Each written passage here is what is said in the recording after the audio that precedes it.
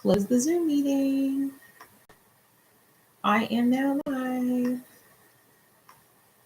Okay. Well, welcome everybody. I had to change the link, unfortunately. Let me share this. Copy.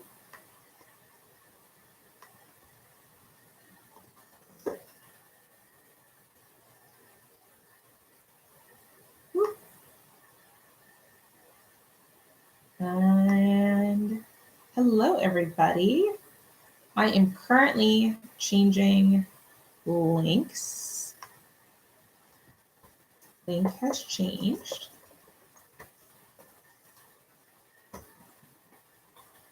So let me share with everyone who is on. I see one person on right now.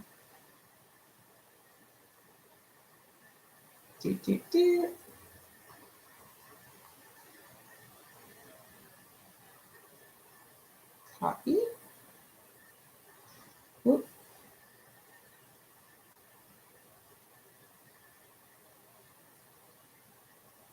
Okay, put that there.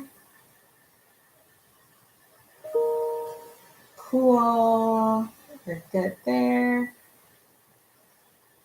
And I see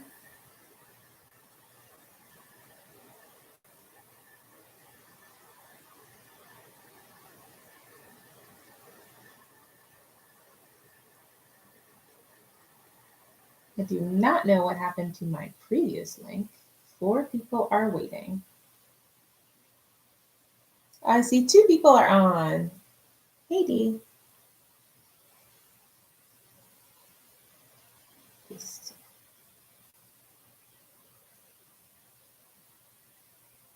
And let's do this.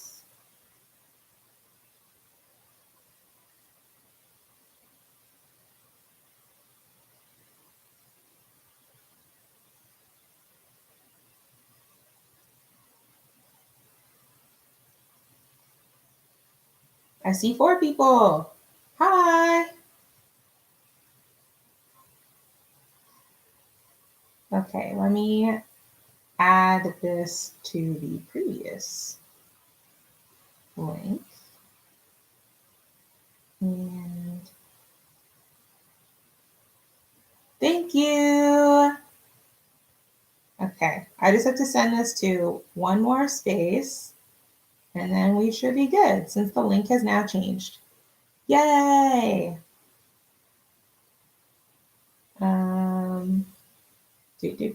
Channel alive. 4 people watching. I wish I had, let's go here. Okay, well, thank you all for being here right now. I'm just on here so that we can all virtually celebrate and chat. House party or Zoom, this is for everybody. This isn't just for family, it's also for friends. Thank you. And house party can't fit too many people. Plus, this is a great way to add to my channel to talk about what I've been doing on YouTube and if people have questions about future videos. I'm always happy to answer questions. I mean, you can virtually sing me happy birthday line by line. That's totally fine too.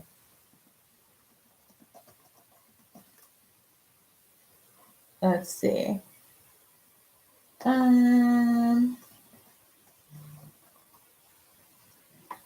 I got a message. Who says, okay. Cool. So we have 6 people. Yay! We're in a house party right now. This is a real party. Okay. Let me send this to boop. There we go. Oh, yay. Where's the cake? Oh my gosh, I have to show you. I have at least 10 cupcakes. I got Wonderful mystery surprises today. Thank you to everyone who sent me cupcakes. Kirsten from my lab sent me 4 kit cupcakes to my door. And then my friends Talia and Anna and Nadra, they sent me also another 4. And then my cousin Abria sent me a whole cupcake tower in a mason jar. I have a lot of cake. I can bring one out if that makes the most sense, but we could probably do that in a second. What I was thinking is I would answer a few random like Q&As of like random funny questions that I kind of found, and then answer any other questions people had about where is the direction of my channel going, or random questions you have about plastic or chemicals that I may or may not know. Happy to answer anything that I have a clue about. But we can just always start with the random ones. Like, okay. Can I tap dance? Okay, no, I can't tap dance. Can I juggle? Absolutely not. What was my last dream about? Yesterday I dreamt about if I took my vitamins, so that's kind of boring. Have I ever been on TV? I'm on TV right now. Yay!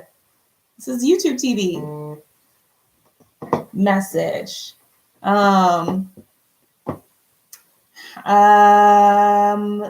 Other random questions do they have? What is my birthday? Well, my birthday's today. And what is my star sign? I don't know what star sign is. Where are these questions coming from? That's a great question. I found a list of like 300 questions that we could go through. And if you have questions, you should put them in there so that we can talk about them. I can even go to the questions about my channel itself. So, questions about my YouTube. I'm a Leo. Yes, I am a Leo. Questions about myself. So, my name is Imari. I go to Duke University. I study environmental engineering in chemicals in plastic. Thank you, Nadra. And I started this YouTube channel with the purpose of talking about my research, talking about what I understand as far as organic chemicals in products that could be harmful to us or harmful to the environment, especially when we're in water, because that's mostly what I study. And then why are you recording this video? That's an interesting question. I'm recording this video just because it's my birthday and I want to virtually celebrate with anybody that wants to show up and answer random questions, along with, what's the other thing on here? Just to kind of share my experience and my story for YouTube. So yeah, I'm hoping to just do a kind of a live chat to chat with people and celebrate today. Other questions, if y'all have any questions, you can just put them in there and I will hop on and try and answer them. That's my star sign. Yes, my star sign's a Leo. What made you want to become an engineer? I decided, so I was in this place called Moorea. It's right next to Tahiti. And, you know, as you can imagine, it's probably like one of the most beautiful islands in the world. But I had some of the hardest times there being a field scientist. And I realized that I didn't want to put myself in a position where I couldn't go back home. I got island fever. It was all kinds of interesting experiences that I did not want to do again. And so I was like, well, I need to make sure I have the kind of career that's going to allow me to be able to take care of myself. And then I also wanted to challenge myself a little bit. So I had realized when my friends were out there that they were getting sick from the water.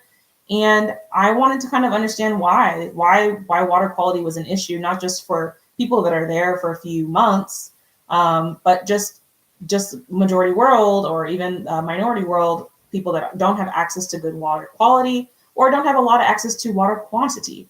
And so I think that it wasn't necessarily engineering that was pushing me, but like the whole concept of environmental engineering, studying water quality and even air quality, was my main push for going to grad school in this area. Yeah, it just took going to a beautiful island with harsh living realities for being a field researcher to figure that out.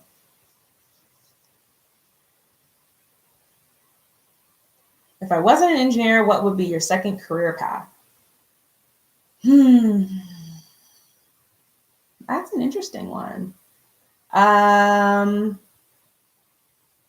kind of like what the real question is, what do I do after grad school? Am I going to be an engineer still? I think that has ever evolved a lot.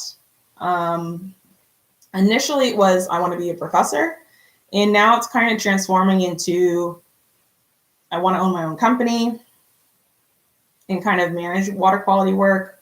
I also want to get more involved in local government, state government policy. So even like maybe running for office one day. And I kind of dream of being a science advisor at one point or another. So veering off into sections of just being a civil servant for our government is like the second career opportunity that I'm looking more into. But, you know, being on YouTube and talking about science, or even on Netflix and talking about science, doesn't sound too bad either as another career opportunity. Let's see, anything else? Got other random ones. Favorite pollution or water quality fun fact? Geez, ooh, that's a hard one.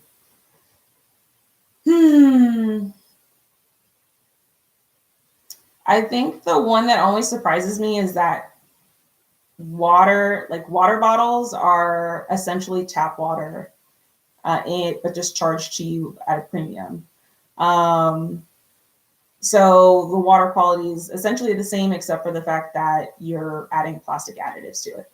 So that's always the one that kind of pops to my mind right now since I study plastic, but I wonder if there's any other interesting ones. If y'all have some, you can post them in there as well.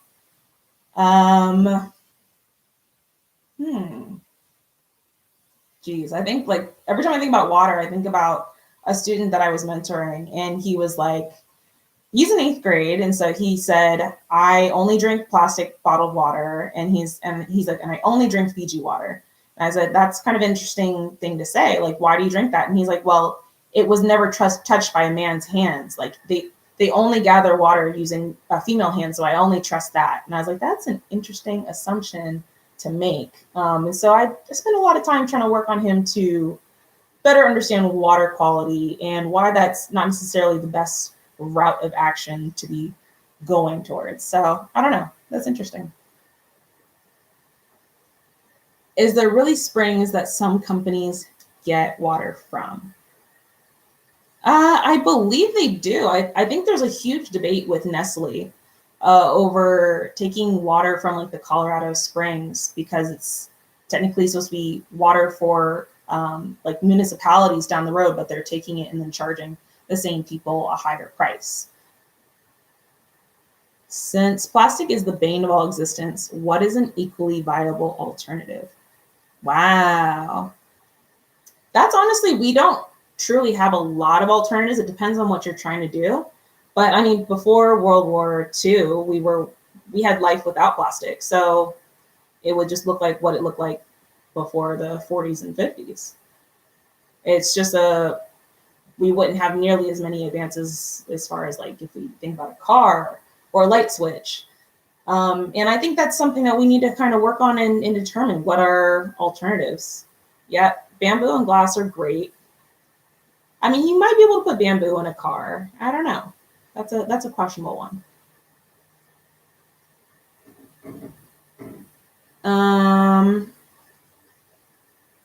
Some other random questions that I have on here. Are you used to speaking on a camera? Honestly, no. When I started my YouTube channel, I was not used to speaking on a camera. It took a lot of getting used to. Ooh. Is there really chlorine and fluoride in tap water? Usually they are added. Chlorine and fluoride are added to tap water. Just for, I think fluoride is just for taste purposes in like your teeth. Chlorine is used as a disinfectant. Usually it's chlorine dioxide or chloramines, or even there's another one. But yeah, there's usually 3 different kinds of chlorines that are added to our tap water to keep it disinfected, prevent microbial growth. But that's usually only in America. In other countries, like especially in Europe, they don't use chlorine as a disinfectant. They use ozone, so to remove chemical contaminants, and then, or even microbial contaminants. And then because of that, they don't distribute their water as far as we do. That's the big difference between Europe and America, is that we have longer water distribution pipes, like they go for like miles. So we need something that stays consistently in the water so that by the time it reaches the last house, it's still disinfected and safe to drink.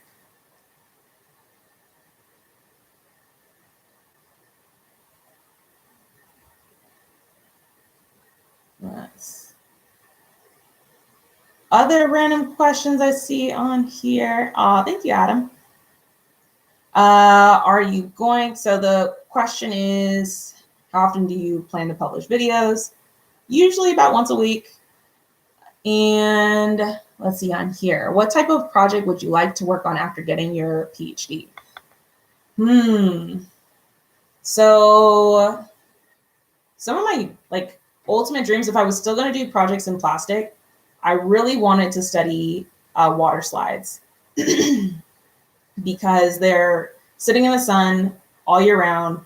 They're getting exposed to sunlight, air, and then they also have higher concentrations of disinfectants and more people coming from everywhere. So I really wanted to look at chemicals in just water parks and water amusement parks. And then the other thing I really wanted to do for a dream project was look at water in New Orleans, because every year when there's Mardi Gras, there's always, tons and tons of plastic beads that are, sometimes disposed of properly, but other times they end up accumulating in their gutters. And so there's just like years worth of plastic beads accumulating there. And so I really wanted to see how that affected the water quality. But other like projects that if I could veer into as well include looking at PFAS. So that is just a chemical with multiple fluorines. It's a carbon bond with multiple fluorines, and they're just different varieties. But the biggest issue with that is that they stay in our environment forever. About 99% of all humans on this earth have some form of a PFAS compound inside of their blood. And it's just not great. They're finding that it could possibly lead to cancer and all kinds of other terrible things. A great example to learn more about this and look into it is Dark Waters with Mark Ruffalo. It's just a really great movie just to really understand what is PFAS and what it does. I personally study more plastic additives, so I can't answer a lot of that. But I think that's kind of another realm I'd be interested in, because these perfluorinated chemicals are in everything, including our water-resistant clothing. Like if we have like North Face jackets that, wash off, I'm gonna say Folsom. And then even like our nonstick cookware has different forms of perfluorinated chemicals. And so I would love to see some reaction studies and like what happens when we throw those things in the landfills and how they end up being released and changing over time.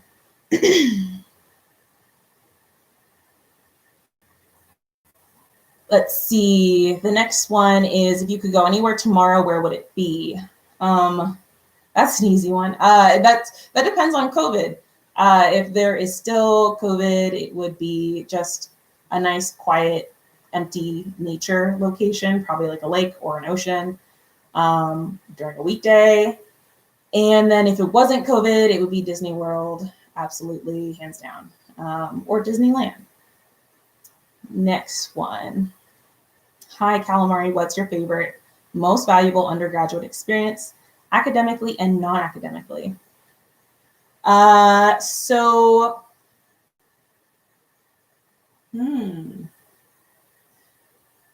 think that's a hard one. I would wrap it into actually the program that I was a part of. The Cal Nerds program was overall gave me so many different experiences of just like support and mentoring and just overall like love and community. That was really what helped me keep going through some of the toughest classes I've had at Berkeley. And then even, I guess this one is still even non-academic, but going to, it's a little bit of both, the National Society of Black Engineers conference back in 2015, where I met my fiance.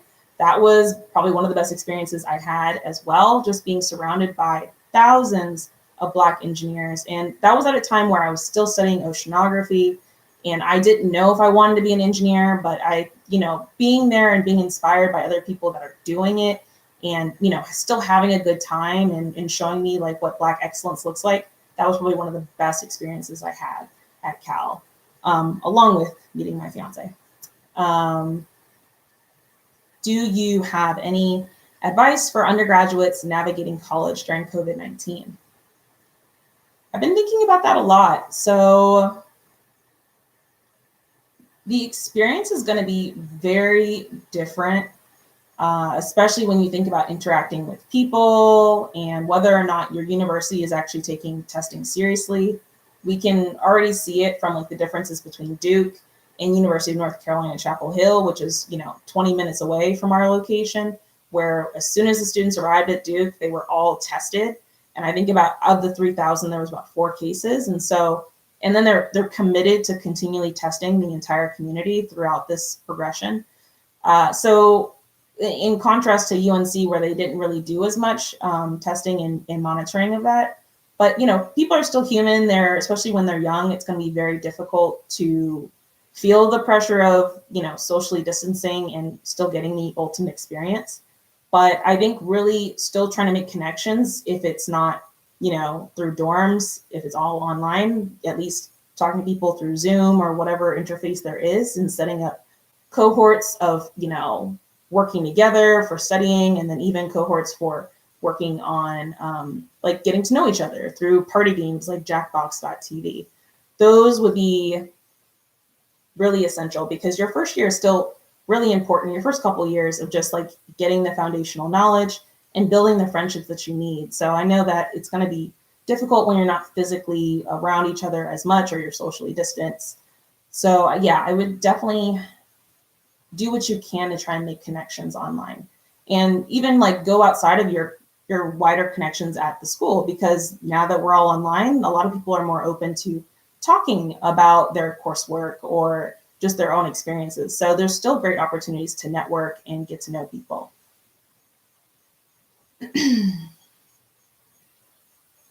Should we be concerned about the amount of seafood we eat since there's so much plastic dumped in waters?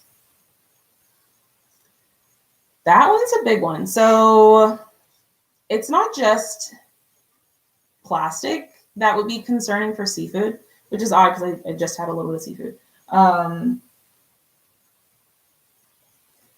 Shout out to the reusable cup. I would say that there's a lot of issues with farmed fish. There's still issues where we're overfishing populations in certain areas. Even there's like illegal trades of like where there are certain species that are protected, but people are still fishing them out of existence. Seafood is very complicated, and our ocean ecosystem is very delicate because, most of Earth is made out of ocean. So I would be concerned. There are microplastics. They have been found in seafood. In comparison to how much you're actually eating of plastic in your own home, it's not the same, especially like what you're breathing in your indoor environment. If you have carpets, if you sleep on beds or have clothing that's plastic, which most of us do, you're more likely to accumulate more microplastics from your plate sitting out over the time that you're eating than from the actual seafood that you're consuming, at least right now, because of just how much microplastics are present in your home versus what is likely for seafood to be consuming. But yeah, I think eating less seafood, or at least less shrimp. I think a big issue in the world right now is don't eat as much shrimp in comparison to everything else, and trying to eat more fish that are not as common, so that we can, balance things out is probably a good idea. Can you talk about your first introduction to science and the slug? Okay. I wrote a blog post about this. It's on my website, but one of the stories of how I got very interested in science and kind of stayed on this path was when I went to a science camp, I believe around 5th or 6th grade. And I don't know if I was exactly very invested in it. I was in, I believe it was Redding, California, and we were doing everything. You know, we were going on trails and hikes and doing all kinds of outdoor activities. But when we started down the trail, we started this thing called an apple core club, where we learned to eat the entire apple because they said like it's safe as long as you're not chewing on the apple seeds. And you have to, you know, it's a good way to learn conservation where we don't leave human remains behind when we're in the environment. And so that was a great first introduction into like waste conservation. And then, you know, as we get further in the trail around the end, they say, okay, this is like your last test. You're going to lick a banana slug. And, you know, I'm probably one of three, or yeah, probably like 3 Black young students in the group. And I'm just like, no, we will not be doing that. I will stand over here in the back and y'all enjoy that. But they were very insistent. They were like, this is the best way to learn the kind of science that we're trying to teach you, that, you know, go for it, because these banana slugs have mucus on them that are used to kind of protect them from predators, where they numb. They have numbing properties in the mucus. And so they were like, this is the best way to put into practice your, you know, the knowledge of like predator prey relationships and like chemicals inside of mucus. And so I kind of was like, oh, okay. So I finally did it, and it was so weird, but it was so exciting to kind of learn that hands-on activity. And it really just continued, you know, to catapult my life towards science and being really excited about it. So I'm always grateful for it, but I'm still like, that is so gross. I would never do that again.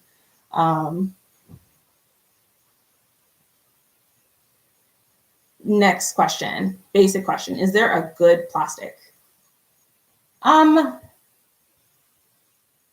I don't think that's basic. I think that can be very complicated. Plastic is necessary for a lot of things in our life right now that would be very difficult to replace. Like, you know, our phones there's a lot of parts of our car that use plastic. There's a lot of things that are very essential in the moment that we're living in that have not found an alternative to plastic. So I think there are different types of plastic. Like when we talk about polyethylene, polypropylene, epoxy, polycarbonate, there are certain types of plastic that are easier to recycle, that have higher value in our market to continue to reuse. So I do think there are certain kinds that have higher value in as far as just being able to continue to use them in the future. But I think good is kind of misleading. I don't know. Oh, thank you. Something to think about. Adam, have you thought of using passive samplers to test for plastic additives? So a lot of people do use passive samplers, and it's interesting because it depends on how you make a passive sampler. Sometimes they're actually made of plastic, like low density polyethylene. So it could be kind of against the purpose if it's like the same plastic trying to track the same plastic additives. But there are people that do studies where they set up plastic or microplastics in like a mesh, and then they put them in water, and then they place a secondary passive sampler of plastic in there to see the release of the plastic additives into the water and then onto the passive sampler to then analyze for it. So there's definitely a lot of people that do it. I just don't currently do it. I look directly at the water and analyze it. So it's a little bit more difficult because you're not concentrating the chemicals, but people do it.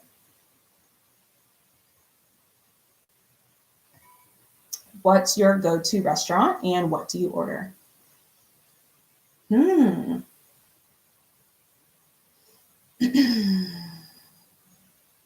Right now, it's Sushi Love. So I think if somebody said, you want to grab sushi or do you want to grab Mexican food? I would always say yes. But in North Carolina, haven't found as many Mexican food restaurants that I'm crazy about, unfortunately. So the Sushi Love place, I just absolutely adore, and I have to have at least a couple times. And I usually get a sunrise lava roll or a Durham carrot roll. And so they usually have some kind of salmon and avocado, and it's just, yumminess. Black is king or lemonade? I might be influenced or biased by the fact that I just listened to Black is King, but I would say Black is King. Especially because of the visual album itself, like all the videos and just the ode to the Black diaspora. Yeah, there's for me, there's no competition there. Is there anything you work with in your lab that scares you? Oof. There's tons of things. Because I work in an environmental analytical chemistry lab, I am trying to identify compounds that are harmful to our bodies and harmful to aquatic bodies. So that means I have to work to use those compounds to identify those compounds. So that includes, bisphenol A, an endocrine disruptor that can affect your reproductive health and just, your fertility. So those things are always kind of scary. And then I also have to work with solvents that are known to have issues with like inhalation or, have the skull and crossbones. Like there's tons of things that are not fun to handle, but because there are, we call them SOPs, but just standards that you're supposed to follow when you're utilizing these things, it makes me feel a lot more comfortable because I have to follow a certain protocol to safely handle those things. And then even carbon nanotubes, because they're a huge inhalation issue and they're kind of like asbestos. So those are, whenever I'm making plastic with carbon nanotubes, I'm always pretty nervous. I'm curious about how you desire to impact the world. Yeah, me too.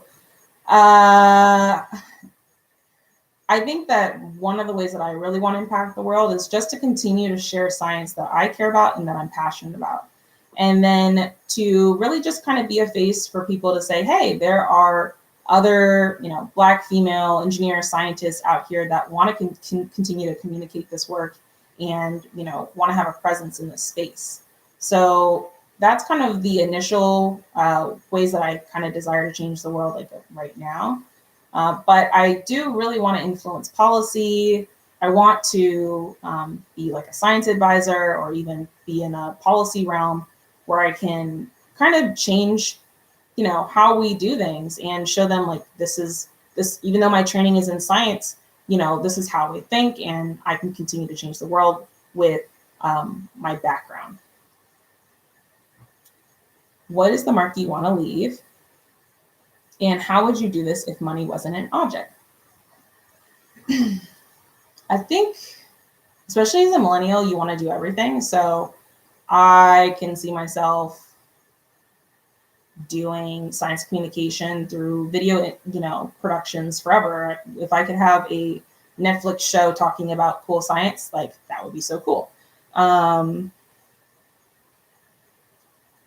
But if money wasn't an option, I think, yeah, that would be a big one. Let's see.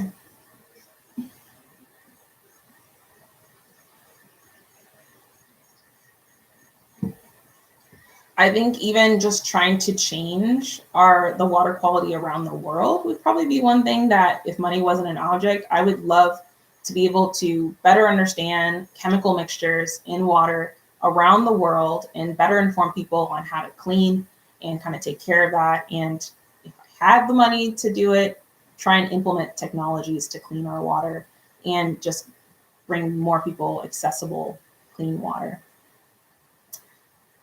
I know graduate school can be expensive and student loans are a real thing. So the great thing about what I'm doing for my grad program is that I actually don't have to pay for grad school because I'm doing a PhD in environmental engineering. They give me my own stipend. And so like as far as like financially, it's not bad. And I'm living in a very cost affordable area in North Carolina. So it's a little bit less pressure. Of course, it's not necessarily everything to pay for like student loans for undergrad, but choosing a graduate degree in STEM usually will have some kind of funding associated to it for PhDs.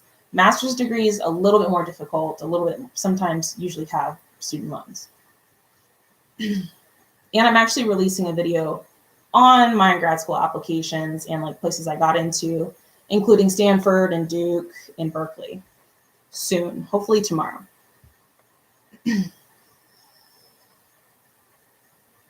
Are you interested in teaching? Yeah. I mean, I think that's kind of what I've been trying to do quite often right now. But I don't know if I would want to do it right now. I think I would rather wait and continue working in policy and all that other good stuff before I went into teaching, maybe later in life.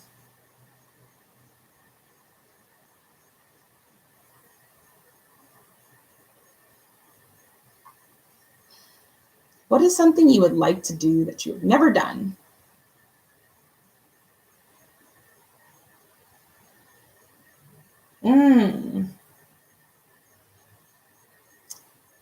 Scuba dive. Been snorkeling quite a bit, but I've never done scuba diving. And I got a degree in marine science, so I feel like I need to go into the deep ocean and go explore.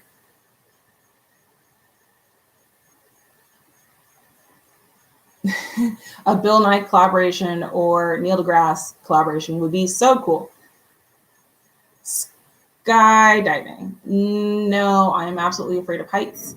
So that also is where scuba diving might be difficult. If I go too deep into the water, that might be an issue for me.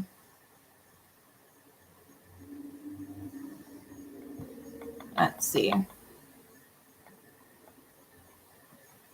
Any other random questions? I can pull up other ones I have on here.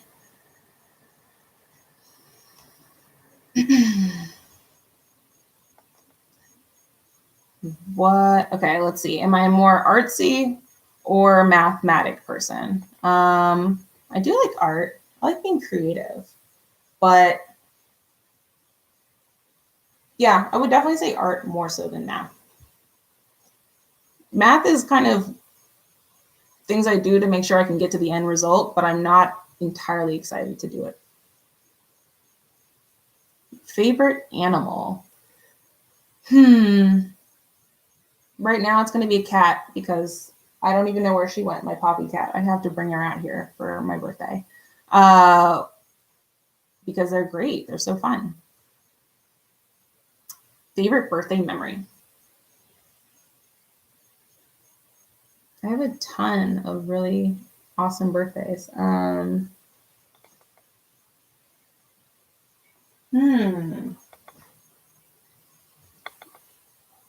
trying to think if I went to Disney World at one point on my birthday. Probably did. But some of the more recent ones were the opportunity to go to Singapore to go see my family. And so that was really great memories just to be able to kind of hang out in a new place, in a new country, and especially be by the water at the same time. So I think that was one really great memory. And then another one was when I went out with my friends to Atlanta and we had a full weekend down there and had a little sleepover. And so that was really fun and special. What's my favorite holiday? Ooh, I think that's going to have to be Halloween. Not necessarily because of Halloween itself, but because it is like the lead in to the holiday season. It's like this is the start of all the goodness.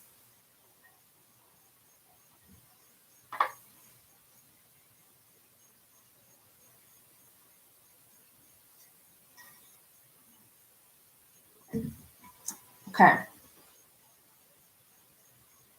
What sport do you love most? Usually it's a sport that I like to, whatever I can play. I don't usually like to watch a lot of sports, but I'd rather like play tennis or basketball. Not usually football.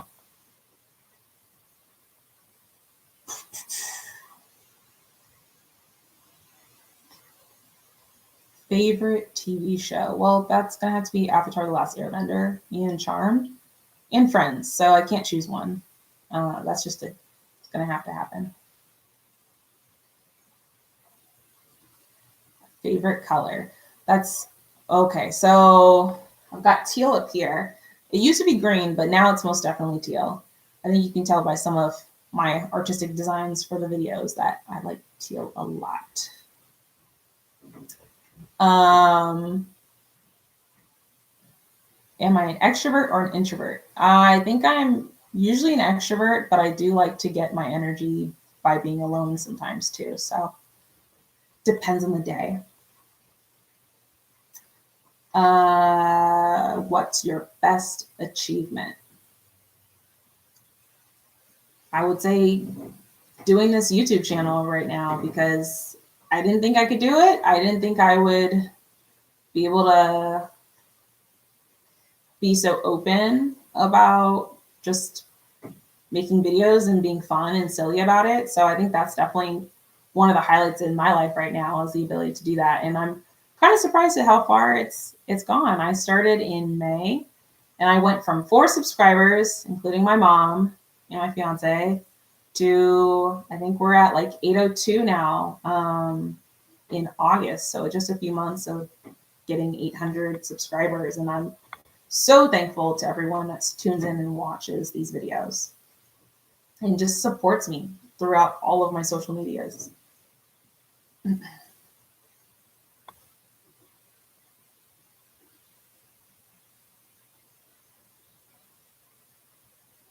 Any other random ones? Uh-oh, I'm getting messages. Okay, we're good. Favorite pizza topping? Man, I'm still gonna go with probably pepperoni. I think the ideal pizza for me is usually pepperoni with mushrooms and olives.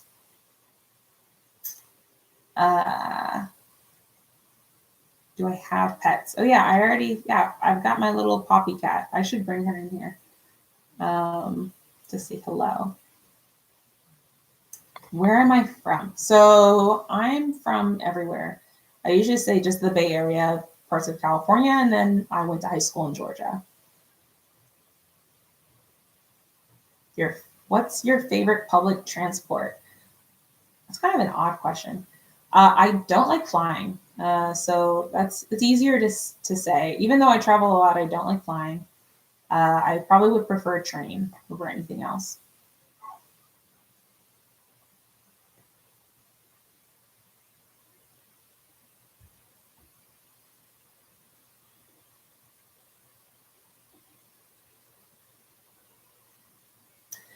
Are you a Halloween person? If so, do you plan to have an eco-friendly costume planned or a favorite costume from the past?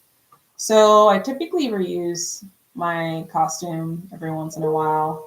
And so that would be the Legend of Korra outfit that I've been using a couple times. That's my usual go-to.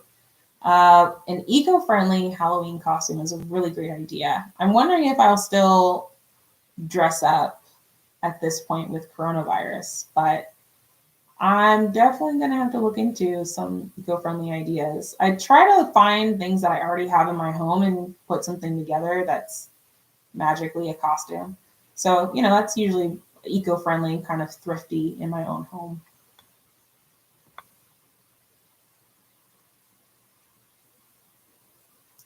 What's the furthest you've ever been away from home? I think that would have to be Singapore at this point. That's about 17 hours away. Yeah, almost the exact opposite, 12 hours difference.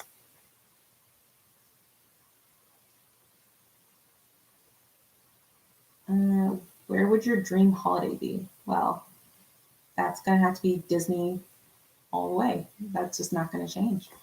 Or if not Disney, I would still go back to that island, Maria, and I would stay at a nice location than my field sampling location. And go enjoy some time on the beach.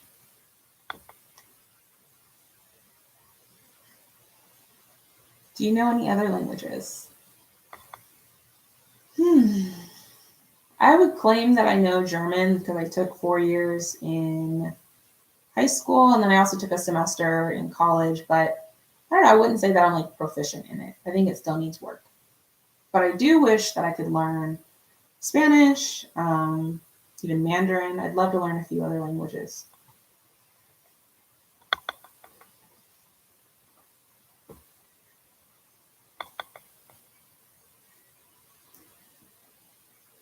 Any other questions for our last few minutes?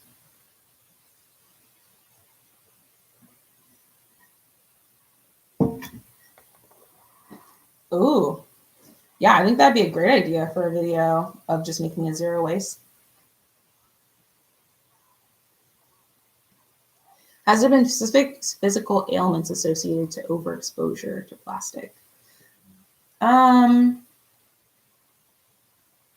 For humans, no. We haven't done a lot of studies on actual humans to see what physical effects there could be. There's been a lot of studies on like model species, like things we can extrapolate to humans, like especially in rats. And they were finding, let's see if I have even the data for that. I always have my handy dandy plastic. Like things like inhalation, if we inhale microplastics, some of the big issues might be depositing microplastics in the lungs, and then even like forming like lesions inside of the lungs is a concern that we have, but there hasn't been studies to prove that.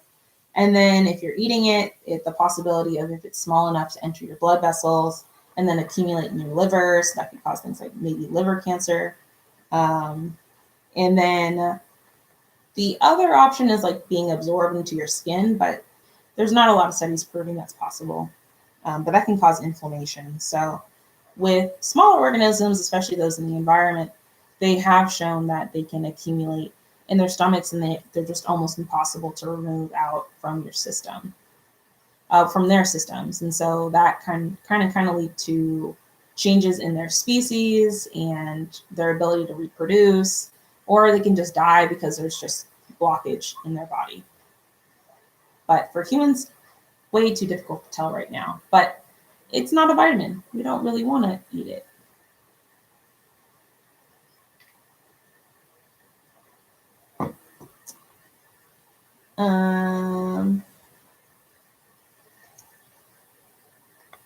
We've got 9 more minutes. And I can't sing. I'm not great at singing.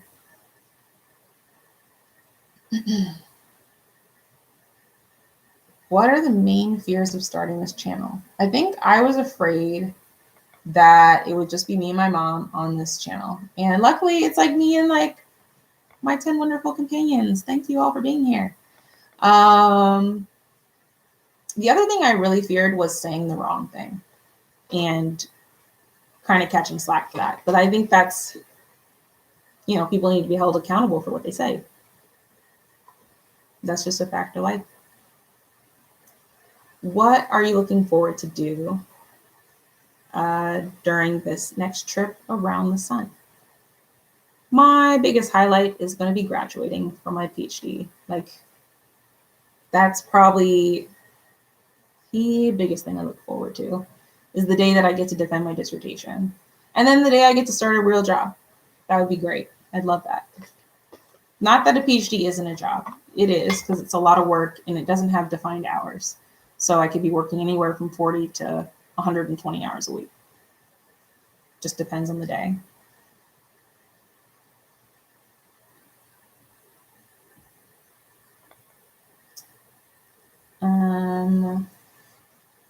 What song do you love the most?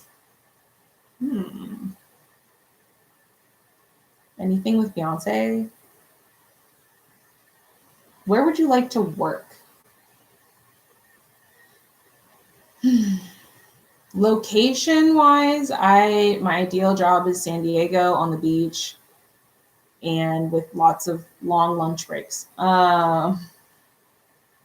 But locations that would be great would be the National Institute of Standards, the CDC, the FDA, the EPA. I think doing a government work would be really great, or even looking into consulting jobs or parts of industry, learning more about like plastic manufacturing processes. Those would be all pretty ideal ideas for me. Before I create my own business, yeah. That's in the works.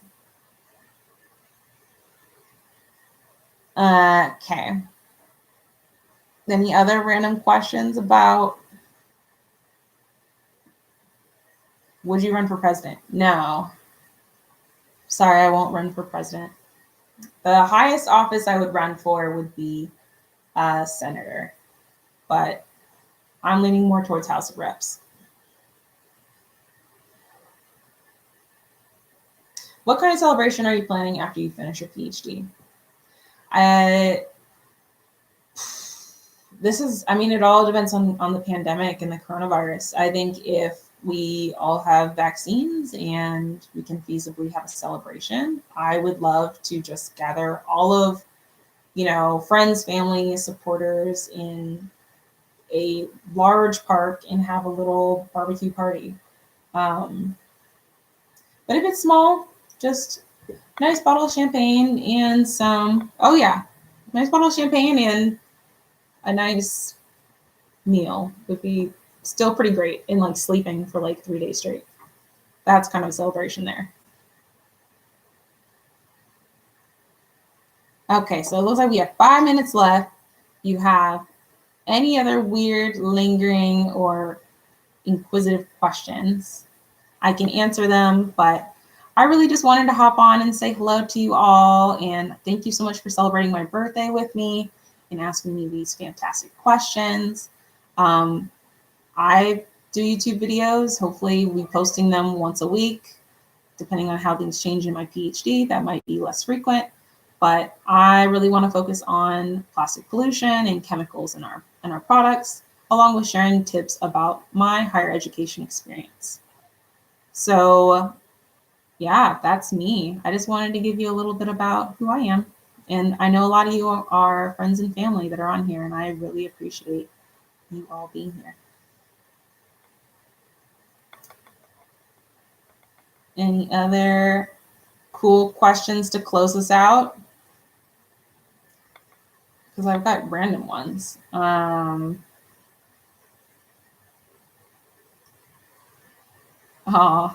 thank you. Yes, I'm trying to be Dr. Walker. I'm on my way.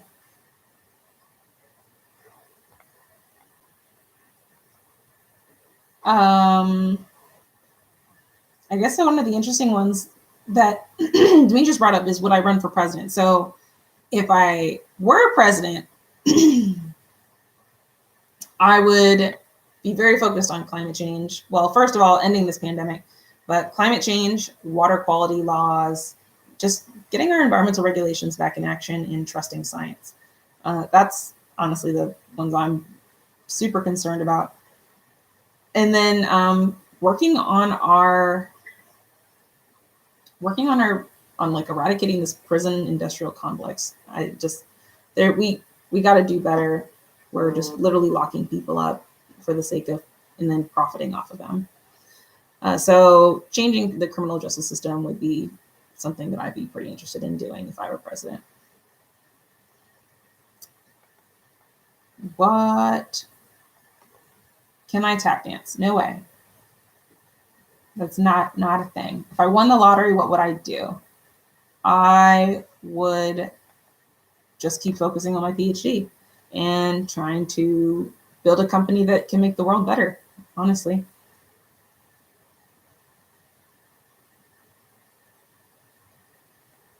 Two minutes left. Have I ever been featured in the news? Only in the Duke News, but hopefully I'll be featured somewhere larger soon.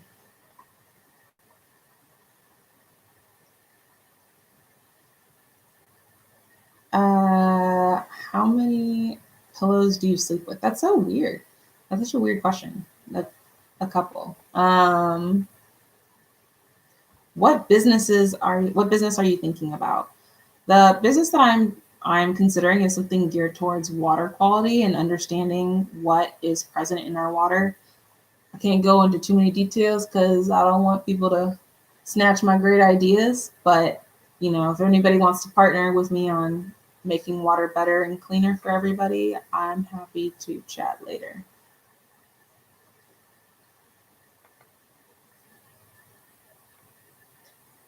Okay, in our last minute, whoever has the last question wins.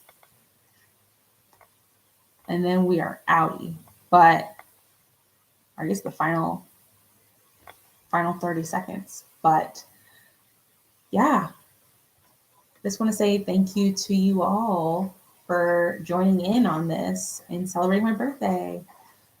So I'm gonna close us out now. I guess we're in our last minute by saying thank you so much for supporting me with my channel. Thank you for supporting me through my PhD. Thank you for even just being here and just celebrating with me.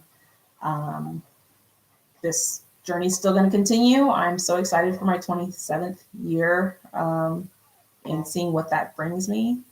And yeah, I can't wait for what this is going to look like, especially in the middle of a global crisis. But it's great to know that there's so many people willing to virtually be present and be there. So thank you all for attending. And I will probably do another live at one point, probably not too soon yet, but I'll check back soon on whether I do an eco-friendly costume for Halloween. Thank you. Okay, well, I'm closing out, y'all. See you at the next one. Doot, doot, doot.